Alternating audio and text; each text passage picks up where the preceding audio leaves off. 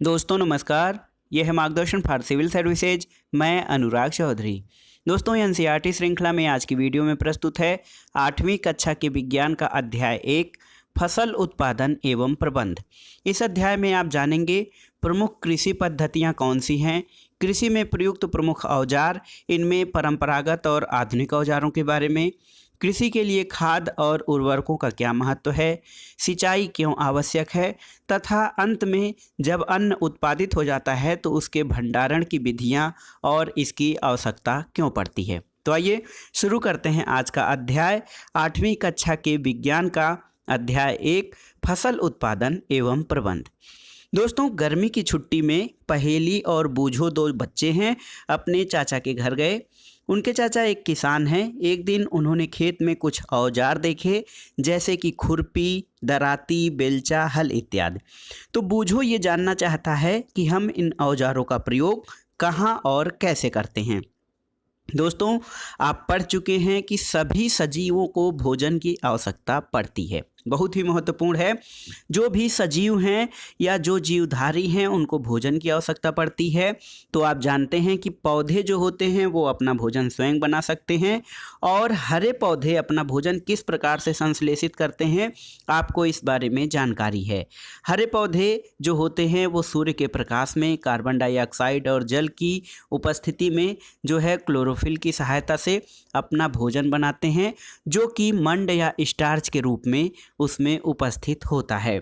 मनुष्य सहित सभी जंतु भोजन बनाने में असमर्थ होते हैं और जंतुओं के भोजन का स्रोत क्या है ये आप जानते हैं। लेकिन हम भोजन क्यों लेते हैं इसके बारे में बात करते हैं। दोस्तों आप जानते हैं कि सजीव जो होते हैं वो भोजन से प्राप्त ऊर्जा का उपयोग विभिन्न प्रकार के अपने जैविक क्रियाओं में जैसे पाचन, श्वसन और उत्सर्जन के संपादन में करते हैं और हम अपना भोजन पौधों या जंतुओं दोनों से ही प्राप्त करते हैं। पहेली बताती है कि हम सभी को भोजन की आवश्यकता होती है, इसलिए हम अपने देश के इतने अधिक लोगों को भोजन किस प्रकार उपलब्ध करा सकते हैं। तो इसके लिए ज़रूरी ये है कि भोजन का बड़े स्तर पर उत्पादन किया जाए और दोस्तों एक विशाल जनसंख्या को भोजन प्रदान करने के लिए इसका नियमित उत्पादन, उचित प्रबंधन और वितरण बहुत ही आवश्यक है। जैसा कि इस अध्याय का नाम है फसल उत्पादन और प्रबंधन, तो इसमें सबसे पहले आइए जानते हैं कि कृषि पद्धतियाँ। दोस्तों लगभग 10,000 ईसा पूर्व तक मनुष्य घुमंतु थे, यानी कि वो इधर उधर घूमते थे, पशुओं को चराते थे और अस्थायी रूप से निवास नहीं करते थे। वे एक स्थान से दूसरे स्थान पर भोजन और आवास की खोज में समूहों में विचरण करते रहते थे। वे कच्चे फल और सब्जियां खाते थे और उन्हें भोजन के लिए जंतुओं का शिकार करना आरंभ किया।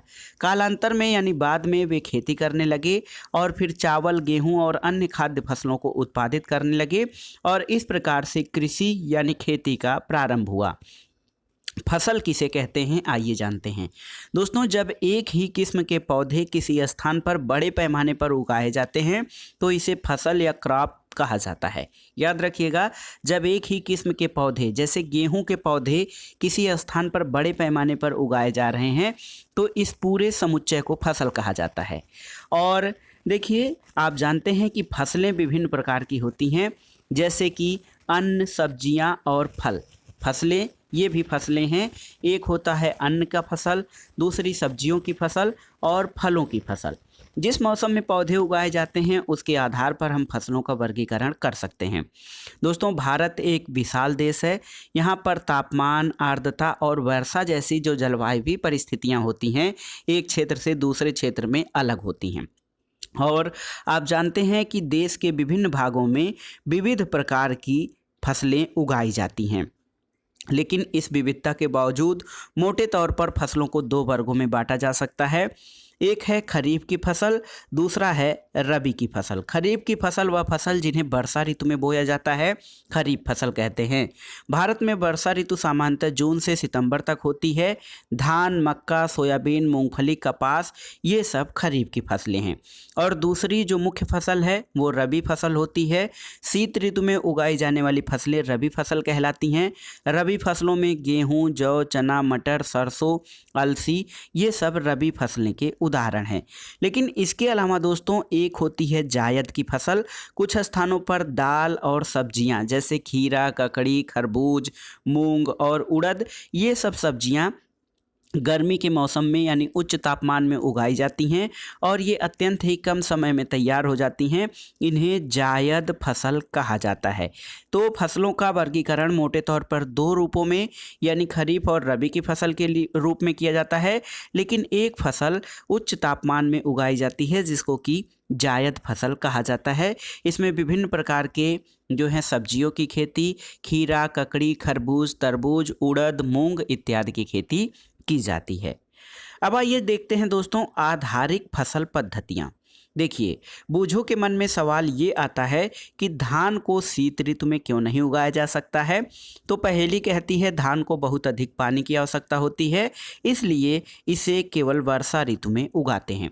आपने जाना कि जो फसलें होती हैं वो जलवायु परिस्थितियों यानी तापमान, आर्द्रता, वर्षा इत्यादि पर निर्भर करती हैं और फसलों को इसी आधार पर उगाया भी जाता है।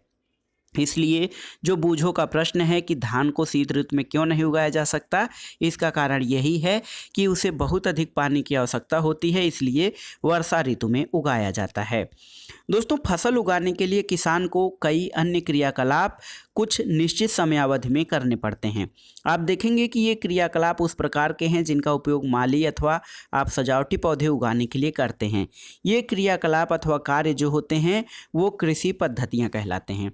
तो कृषि पद्धति क्या है दोस्तों? खेती करने के लिए किसान को एक निश्चित समयावधि में उससे संबंधित कुछ कार्यकलाप करने पड़ते हैं, उनको कृषि पद्धतियाँ कहा जाता है। कृषि पद्धतियों के अंतर्गत क्या क्या चीज़ें शामिल होती हैं? तो देखिए, कृषि पद्धतियों में सबसे पहले ज़रूरी है मिट्टी तैयार करना, यानी कोई फसल बोने के लिए मिट्टी तैयार करना ज़रूरी होता है। उसके बाद बीजों की बुआई होती है, खाद और उर्वरक की आवश्यकता पड़ती है, उसमें फिर सिंचाई की आवश्यकता, उसके बाद फसलों की खरपतवार से सुरक्षा करनी पड़ती है और फसल पकने के समय या पक जाने के बाद उनकी कटाई करनी पड़ती है और फिर अंत में उनका भंडारण करना पड़ता है। सबसे पहले आइए देखते हैं मिट्टी तैयार करना। दोस्तों, फसल उगाने से पहले मिट्टी तैयार करना सबसे पहला चरण होता है। मिट्टी को पलटना, इसे पोला बनाना कृषि का अत्यंत महत्वपूर्ण कार्य होता है। इससे फ़ायदा क्या होता है, यानी मिट्टी तैयार करना या उसकी जुताई करना, मिट्टी को पलटना, इसका फ़ायदा ये है कि जड़ें जो होती हैं, फसलों की जड़ें भूमि में गहराई तक जा सकती हैं और पोली मिट्टी में गहराई में धंसी जड़ें भी सरलता से श्वसन कर सकती हैं। इसके कारण उनका वृद्धि और विकास हो सकता है। और दोस्तों, पोली मिट्टी किस प्रकार पौधों की जड़ों को सरलता से श्वसन करने में सहायक है? तो जो पोली मिट्टी होती है उसमें रहने वाले केंचुओं और सूक्ष्म जीवों की वृद्धि करने में सहायता करती है। ये जो जीव होते हैं, केंचुए या सूक्ष्म जीव, कुछ ऐसे जीव होते हैं, ये किसानों के मित्र कहे जाते हैं क्योंकि यह मिट्टी को पलटकर पोला करते हैं और ह्यूमस बनाते हैं। लेकिन मिट्टी को पलटना और पोला करना क्यों आवश्यक है, इसके बारे में जानते हैं। दोस्तों, मिट्टी में खनिज, जल, वायु और कुछ सजीव होते हैं। आप जानते हैं कि मिट्टी में खनिज होता है जिससे पौधों को मिलता है, जल होता है, वायु है और कुछ सजीव होते हैं। इसके अतिरिक्त मृत पौधे और जंतु भी मिट्टी में पाए जाते हैं। दोस्तों, जीवों द्वारा ये जीव अपघटित होने लगते हैं और इस प्रक्रम में मृत जीवों में पाए जाने वाले पोषक मिट्टी में निर्मुक्त हो जाते हैं और ये पोषक पौधों के द्वारा अवशोषित किए जाते हैं। दोस्तों, ऊपरी सतह के कुछ सेंटीमीटर की मिट्टी ही पौधों की वृद्धि के लिए सहायक होती है, इसलिए इसे उलटने, पलटने और पोला करने से पोषक पदार्थ ऊपर आ जाते हैं और पौधे इन पोषक पदार्थों का उपयोग कर सकते हैं।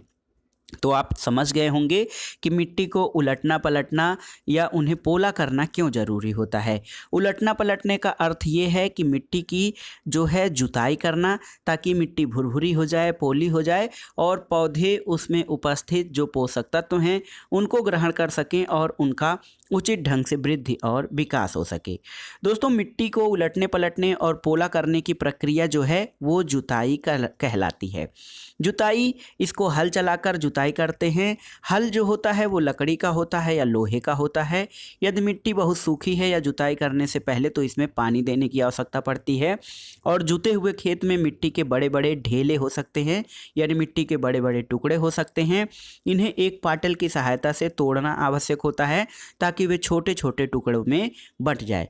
दोस्तों, बुआई और सिंचाई के लिए खेत को समतल करना बहुत ज़रूरी है और यह काम पाटल के द्वारा किया जाता है।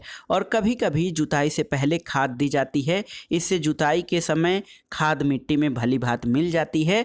बुआई से पहले खेतों में पानी भी दिया जाता है, जिससे पौधों के लिए आवश्यक नमी जो आवश्यक होती है वो उनको मिल सके।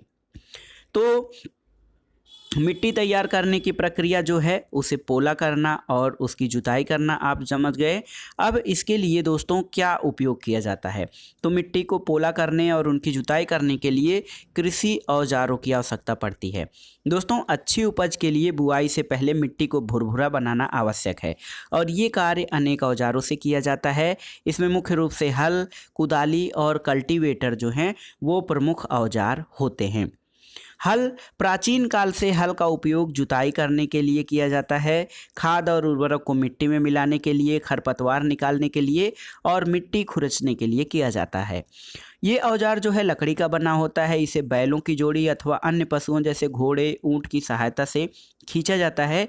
इसमें लोहे की मजबूत तिकोनी पत्ती होती है जिसको कि फाल कहा जाता है और हल का मुख्य भाग लंबी लकड़ी का बना होता है जिसे हल शाफ्ट कहते हैं।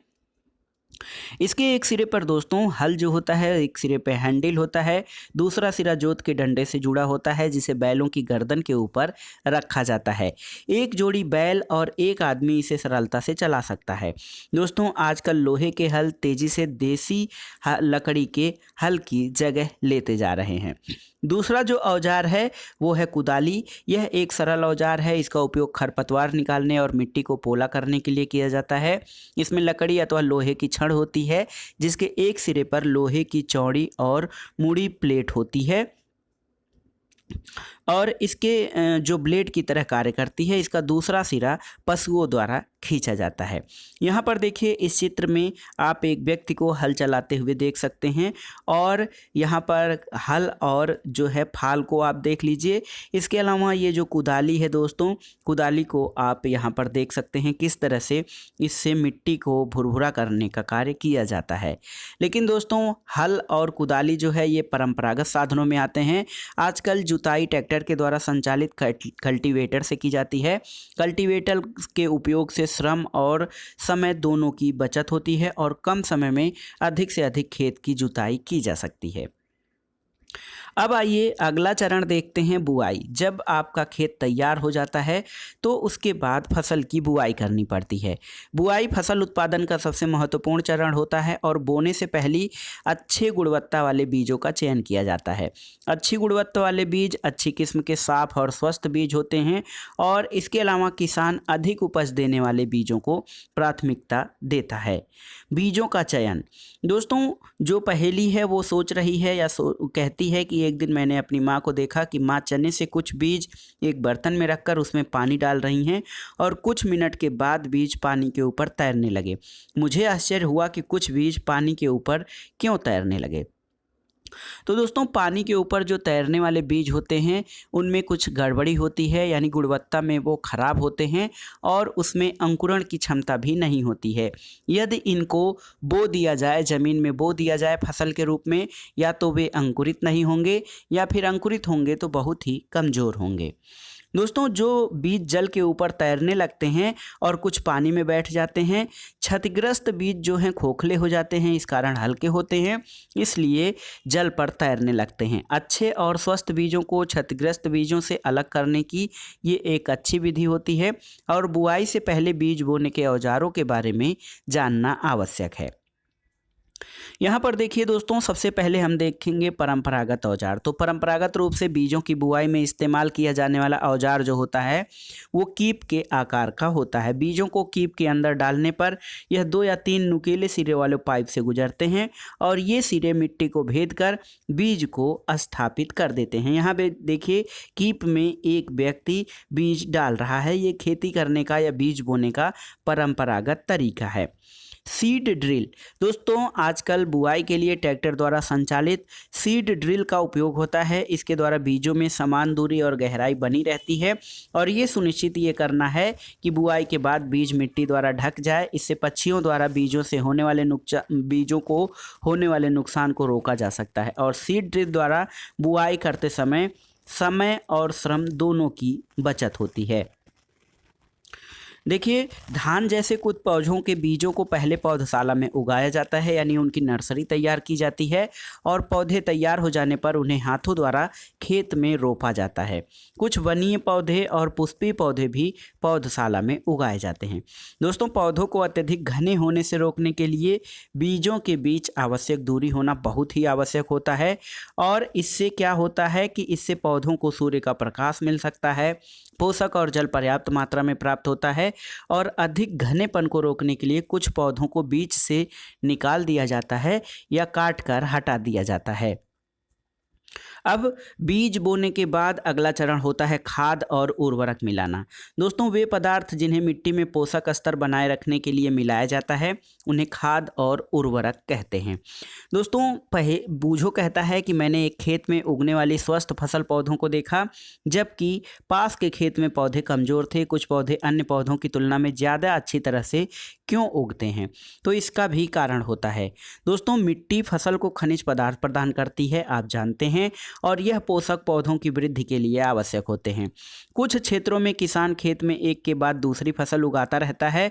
खेत कभी खाली नहीं छोड़े जाते हैं और इससे क्या होता है कि लगातार पोषक तत्वों का कमी होने लगती है या किसी खेत में लगातार पौधे उगाते रहने या फसलें उगाते रहने से उसमें पोषक तत्वों की कमी हो जाती है और इस कमी या क्षति को पूरा करने के लिए किसान खेतों में खाद डालते हैं और यह प्रक्रम खाद देना कहलाता है। अपर्याप्त खाद देने से पौधे कमज़ोर हो जाते हैं। खाद क्या होता है? तो दोस्तों, खाद जो होता है एक कार्बनिक जैविक पदार्थ होता है जो कि पौधों या जंतु अपशिष्ट से प्राप्त होता है। किसान पौधों और जंतु अपशिष्टों को एक गड्ढे में डालते जाते हैं। इनका अपघटन होने के लिए उन्हें खुले में छोड़ देते हैं। अपघटन जो है वो कुछ सूक्ष्म जीवों द्वारा होता है। अपघटित पदार्थ खाद के रूप में उपयोग किया जाता है। दोस्तों, आपने वर्मी कंपोस्टिंग के बारे में पढ़ा था कि किस प्रकार के चूहे द्वारा खाद तैयार किया जाता है। तो आप जान गए खाद देना। जो दोस्तों, खाद एक कार्बनिक पदार्थ होता है जिससे पौधों को पोषक तत्व प्राप्त होता है। इसके अलावा दोस्तों, उर्वरक का भी प्रयोग किया जाता है। खाद के अलावा उर्वरक भी प्रयोग में लाए जाते हैं। उर्वरक ऐसे रासायनिक पदार्थ होते हैं जो विशेष पोषकों से समृद्ध होते हैं। खाद से ये अलग होते हैं क्योंकि उर्वरकों का उत्पादन फैक्ट्रियों में किया जाता है। उर्वरकों में आपने देखा होगा uranium, urea, ammonia, sulphate, super phosphate, potash, nitrogen, phosphorus और पोटेशियम का प्रयोग किया जाता है। दोस्तों, उर्वरक या फर्टिलाइजर के प्रयोग से किसानों को गेहूं, धान और मक्का जैसी फसलों की अच्छी उपज प्राप्त करने में सहायता मिलती है। लेकिन उर्वरकों का अत्यधिक प्रयोग किया जाए तो मिट्टी की उर्वरता में भी कमी आ जाती है और उर्वरकों का अत्यधिक प्रयोग जल को प्रदूषण भी करता है। इसलिए मिट्टी की उर्वरता बनाए रखने के लिए हमें उर्वरकों के स्थान पर जैविक खाद का प्रयोग करना चाहिए। इसके अलावा दोस्तों, पोषक तत्वों की मात्रा जो लगातार कम होती जा रही है, इसके लिए दो फसलों के बीच में खेतों को कुछ समय के लिए बिना कुछ उगाए खाली छोड़ देना चाहिए। दोस्तों, खाद के उपयोग से मिट्टी के गठन और जल अवशोषण की क्षमता में भी वृद्धि होती है। इससे मिट्टी में सभी पोषक तत्वों की प्रतिपूर्ति हो जाती है और मिट्टी में पोषकों की प्रतिपूर्ति का अन्य तरीका फसल चक्रण होता है। फसल चक्रण का अर्थ होता है कि एक फसल के बाद खेत में उसी प्रकार की फसल नहीं बल्कि दूसरे किस्म की फसल एकात्मक क्रम में उगाई जा सकती है। जैसे उत्तर भारत में किसान फलीदार चारा एक ऋतु में उगाते थे और गेहूं दूसरी ऋतु में। इससे मिट्टी में नाइट्रोजन को पुनः पूरण होता रहता है और किसानों को इस पद्धति को अपनाने के लिए प्रोत्साहित किया जा रहा है। दोस्तों, आपने राइजोबियम बैक्टीरिया के बारे में पढ़ा है। ये फलीदार लेग्यूमिनस पौधों की जड़ों की ग्रंथिकाओं में पाए जाते हैं और वायुमंडल में पाए जाने वाले नाइट्रोजन का स्थिरीकरण करते हैं, जिसके कारण क्या होता है कि मिट्टी में पोषक तत्वों के रूप में नाइट्रोजन की मात्रा जो है वो बनी रहती है। आइए जानते हैं दोस्तों एक सारणी के माध्यम से उर्वरक और खाद में क्या अंतर होता है। तो उर्वरक एक अकार्बनिक लवण होता है, खाद एक प्राकृतिक पदार्थ होता है जो गोबर, मानव अपशिष्ट, पौधों के अवशेषों के विघटन से प्राप्त होता है। उर्वरकों का उत्पादन फैक्ट्रियों में होता है, खाद खेतों पर या स्थानीय रूप से बनाई जा सकती है। उर्वरक से मिट्टी को ह्यूमस प्राप्त नहीं होता है, खाद से मिट्टी को पर्याप्त ह्यूमस प्राप्त होता है। उर्वरक में पादप पोषक जैसे कि नाइट्रोजन, फास्फोरस और पोटेशियम प्रचुर मात्रा में होते हैं। खाद में पोषक तत्व तुलनात्मक रूप से कम मात्रा में होते हैं। दोस्तों देखिए, उर्वरक और खाद में अंतर आपने पढ़ लिया। खादों के क्या लाभ होते हैं इसके बारे में आइए जानते हैं। दोस्तों जैविक खाद जो है उर्वरक की अपेक्षा अत्यधिक अच्छी मानी जाती है, क्योंकि इससे मिट्टी की जल धारण क्षमता में वृद्धि होती है। इससे मिट्टी भुरभुरी और सरंध्र हो जाती है, जिसके कारण गैस इधर से उधर मिट्टी में आसानी से जा सकता है। इसके अलावा खाद के प्रयोग से मित्र जीवाणुओं की संख्या में वृद्धि होती है और मिट्टी की गुणवत्ता बनी रहती है, तथा जैविक खाद के प्रयोग से मिट्टी का गठन जो है वो सुधर जाता है।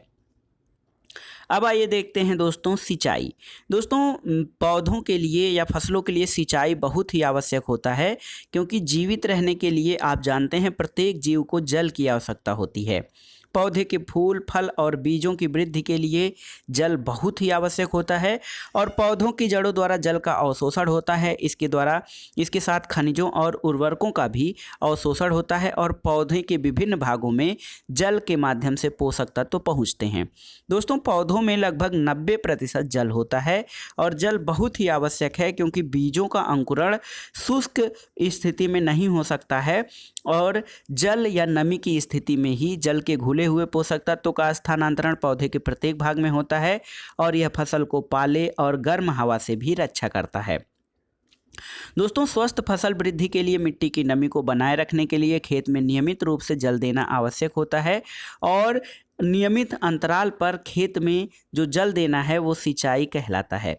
सिंचाई का समय और बारंबारता फसलों और मिट्टी के ऋतु के अंतर पर होता है। गर्मी में अधिक पानी देना पड़ता है, जबकि बारिश में जो है वो वर्षा ऋतु में पानी कम देना पड़ता है, या ठंडी में पानी कम देना पड़ता है, और जल की उपलब्धता थोड़ी बहुत बनी रहती है।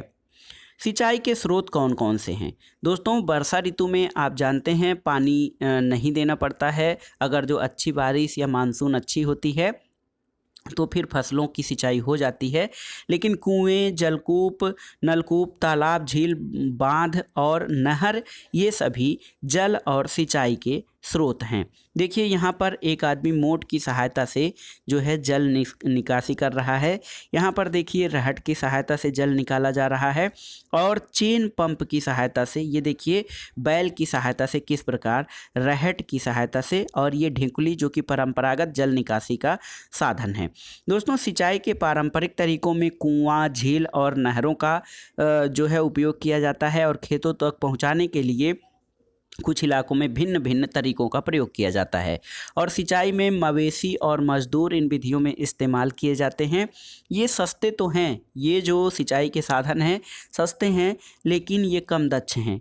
देखिए पारंपरिक तरीकों में मोट या घिरनी, चेन पंप, ढिकली, रहट आदि का प्रयोग किया जाता है, और आप इन चित्रों में देख सकते हैं। दोस्तों आजकल सिंचाई के लिए इन विधियों का प्रयोग बिल्कुल ही नहीं किया जाता है, क्योंकि ये परंपरागत और अत्यंत समय साधक, या इसमें समय का अधिक व्यय होता है।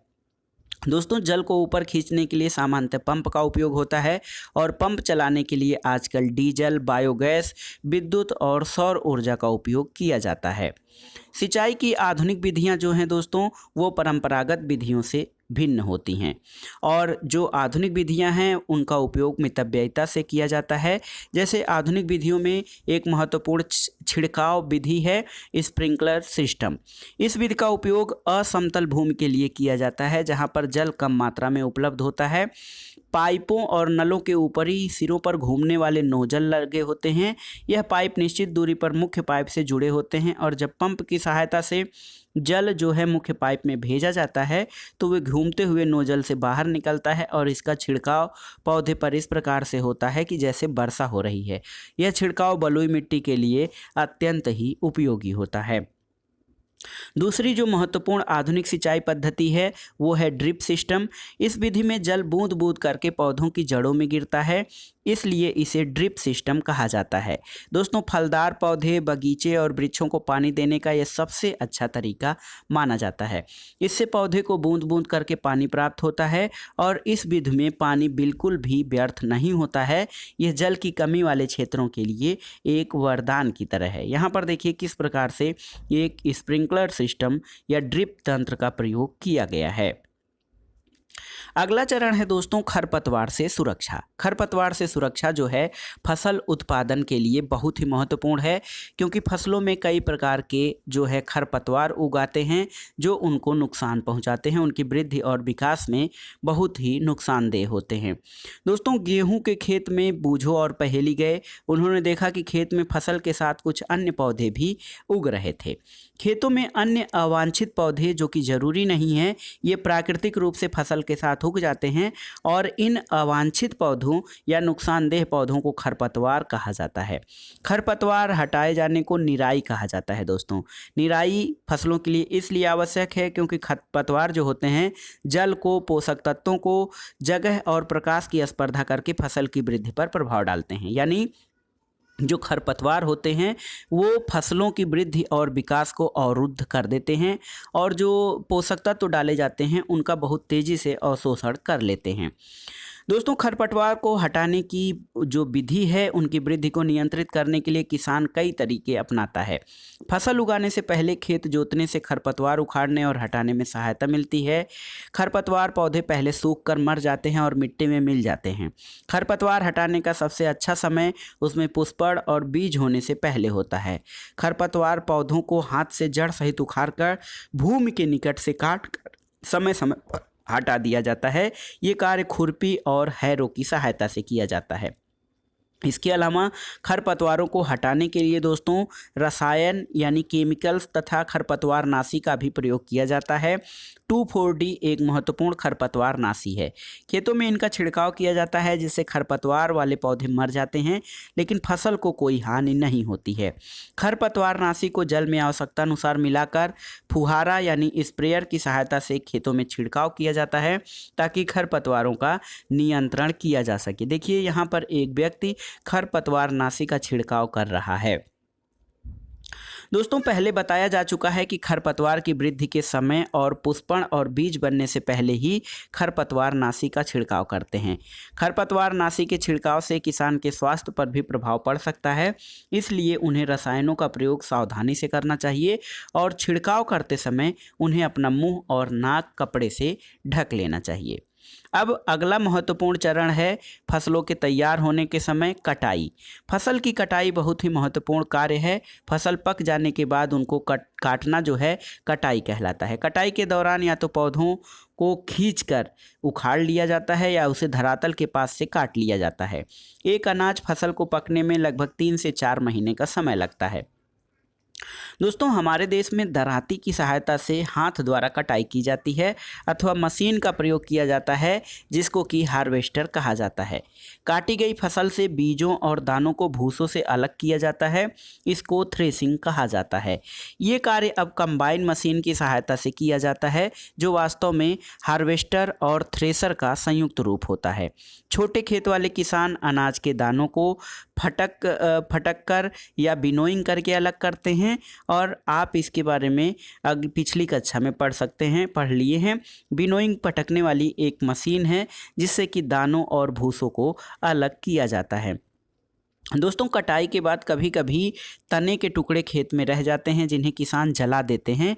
पहेली इन टुकड़ों को खेत में जलाने के कारण चिंतित है क्योंकि वो जानती है कि जलाने से अन्य प्रदूषक गैसें निकलती हैं जिससे प्रदूषण होता है और इससे खेत में खड़ी फसल में आग लगने का भी खतरा होता है। दोस्तों, आप जानते हैं कि जो फसल के कुछ टुकड़े या डंठल हैं उनको खेत में सिंचाई के द्वारा सड़ा देना बहुत ज़रूरी होता है, क्योंकि इससे वो फिर कंपोस्ट बन जाते हैं और खेतों में खाद के रूप में कार्य करते हैं। एक देखिए दोस्तों कटाई पर्व। 3-4 महीनों के कठोर परिश्रम के बाद कटाई का समय आता है। स्वर्णिम दानों में से भरी खड़ी फसल किसानों के हृदय में उल्लास और अच्छे समय का भाव संचारित करती है। यह समय थोड़ा आराम करने और खुशी मनाने का है, क्योंकि पिछली ऋतु के प्रयत्न का फल मिलता है। इसलिए भारत के सभी भागों में कटाई का समय हर्षोल्लास और खुशी का होता है। पुरुष और महिलाएं सभी मिलकर इस पर्व को मनाते हैं। कटाई ऋतु के साथ कुछ विशेष पर्व जैसे पोंगल, बैसाखी, होली, दिवाली, नबान्या और बिहू जुड़े हुए हैं। आपसे दोस्तों आपके लिए एक होमवर्क है। आपको कमेंट बॉक्स में ये बताना है कि पोंगल, बैसाखी, होली, दीपावली, नबान्या और बिहू ये देश के किन हिस्सों यानी किन राज्यों में मनाए जाते हैं। आप इसका उत्तर कमेंट बॉक्स में बताइएगा। अब दोस्तों फसल की कटाई के बाद अगला चरण भंडारण या स्टोरेज का आता है। उत्पाद का भंडारण बहुत महत्वपूर्ण कार्य होता है। यदि फसल के दानों को अत्यधिक समय तक रखना हो तो उन्हें नमी से, कीट से, चूहों से और सूक्ष्म जीवों से सुरक्षित रखना होता है। दोस्तों जब फसल ताज़ा होती है तो उसमें नमी या ह्यूमिडिटी की मात्रा अधिक होती है, और यदि ताज़ा काटी गई फसल के दानों को सुखाए बिना भंडारित कर दिया गया तो उनके खराब होने अथवा बीजों द्वारा आक्रमण से उनकी अंकुरण क्षमता नष्ट होने की संभावना अधिक होती है। इस कारण भंडारण से पहले दानों को धूप में सुखाना बहुत ज़रूरी होता है। धूप में सुखाने से उनकी नमी में कमी आ जाती है, उनकी कीट पीड़कों, जीवाणु और कवकों से सुरक्षा हो जाती है, और किसान अपनी फसल उत्पाद का भंडारण जूट के बोरों में, धातु के जो है देखिए धातु के बड़े पात्रों या बिन्स में किया जाता है। लेकिन बीजों का जो है बड़े पैमाने पर भंडारण साइलो और भंडार गृहों में किया जाता है, जिससे उनको पीड़कों जैसे कि अनेक प्रकार के पीड़क जैसे चूहे और कीटों से सुरक्षित किया जा सके। दोस्तों नीम की सूखी पत्तियां घरों में अनाज के भंडारण में उपयोग की जाती हैं। बड़े भंडार गृहों में अनाज को पीड़क और सूक्ष्म जीवों से सुरक्षित रखने के लिए रासायनिक उपचार भी किया जाता है। देखिए जंतुओं से भोजन एक अंतिम स्टेज में, अध्याय के अंतिम चरण में हम देख रहे हैं जंतुओं से भोजन। दोस्तों यहाँ पर देखिए जंतुओं से कुछ भोजन प्राप्त होता है, जैसे दूध जो है वो गाय, भैंस, बकरी और ऊँटनी से मिलता है। मांस की उत्पत्ति या मांस का जो हमारा स्रोत है वो मांस हमारा बकरी से देखिए इसके अलावा मुर्गियों से मांस और गाय, भैंस और भेड़ों से मांस की प्राप्ति होती है। तो आप जानते हैं कि अनेक खाद्य पदार्थों का जो स्रोत हैं वो जंतु होते हैं। दोस्तों पौधों की तरह जंतु भी हमें विभिन्न प्रकार के खाद्य पदार्थ प्रदान करते हैं। केवल पौधे ही नहीं, पौधों से तो अनाज हमें मिलता ही है, जंतुओं से भी अनेक प्रकार के खाद्य पदार्थ प्राप्त होते हैं। समुद्र के तटीय क्षेत्रों में रहने वाले लोग मछली को मुख्य आहार के रूप में प्रयोग करते हैं, और पौधे से प्राप्त होने वाले खाद्य पदार्थों के विषय में आप पढ़ चुके हैं। और आपने इस अध्याय में ये जाना कि फसल उत्पादन के विभिन्न चरण क्या हैं, जैसे बीजों का चयन करना, बुआई करना, निराई करना, सिंचाई करना, उर्वरक और खाद का प्रयोग करना, इसके अलावा उनकी कटाई और भंडारण, ये पौधों के या फसल उत्पादन के विभिन्न चरण हैं। दोस्तों फर्म पर, घरों में अथवा फार्म पर पालने वाले पालतू जंतुओं या पशुओं को उचित भोजन, आवास और देखभाल की आवश्यकता होती है, और ये जब बड़े पैमाने पर किया जाता है तो इसे पशुपालन कहा जाता है। और आप जानते हैं दोस्तों हमारे देश में कृषि के साथ पशुपालन एक महत्वपूर्ण व्यवसाय के रूप में सामने आता है, क्योंकि पशुओं के लिए जो चारा है, अनेक प्रकार के खाद्य पदार्थ हैं, वो सब खेतों से प्राप्त होते हैं। दोस्तों यहाँ पर देखिए पहेली कह रही है कि मछली जो है वो स्वास्थ्य के लिए बहुत अच्छा आहार है। हमें मछली से कॉड लिवर तेल मिलता है, जिसमें विटामिन डी अधिक मात्रा में पाया जाता है। तो दोस्तों ये था आज का वीडियो। 8वीं कक्षा के विज्ञान का ये पहला अध्याय था फसल उत्पादन और प्रबंध, यानी फसल उत्पादन की कौन कौन सी विधियां हैं, कौन से तरीके हैं, किन किन चरणों का प्रयोग करके फसल का उत्पादन किया जाता है, उनका भंडारण कैसे किया जाता है, यानी उनका प्रबंधन कैसे किया जाता है कि वो लंबे समय तक हमारे लिए उपलब्ध रह सकें।